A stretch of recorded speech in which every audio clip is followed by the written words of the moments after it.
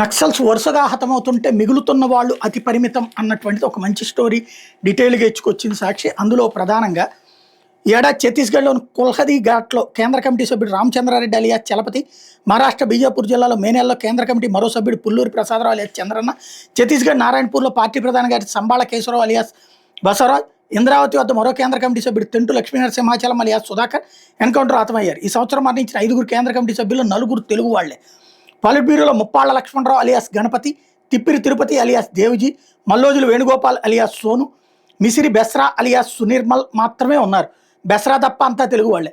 కేంద్ర కమిటీలో గణపతి, మల్లోజులు వేణుగోపాలరావు, తిప్పిరి తిరుపతి, కడారి సత్యనారాయణ రెడ్డి, మల్లా రాజిరెడ్డి, మోడెం బాలకృష్ణ, పాక హనుమంతు, కట్టా రామచంద్రారెడ్డి, పసునూరు నరహరి, పోతుల కల్పన, మిసిరి టెస్రా, అనల్, డాక్టర్ సహదేవ్లు జార్ఖండ్ మాజీ గజ్జదేవ్, అట్లాగే మాడ్వి హెడ్మా ఛత్తీస్గఢ్కి చెందిన వాళ్ళు. 2023లో 72, 24లో 125, 25లో ఇప్పటిదాకా 64 ఎన్కౌంటర్లు జరిగాయి. వరుసగా 24, 221, 198 మంది, మొత్తం 443 మంది చనిపోయారు. ఇక అరెస్టు లొంగిపోయిన నేతలు కేడర్ 2000 మంది ఉన్నారు. 2024లో 800 మంది, 25లో 612 మంది లొంగిపోయారు.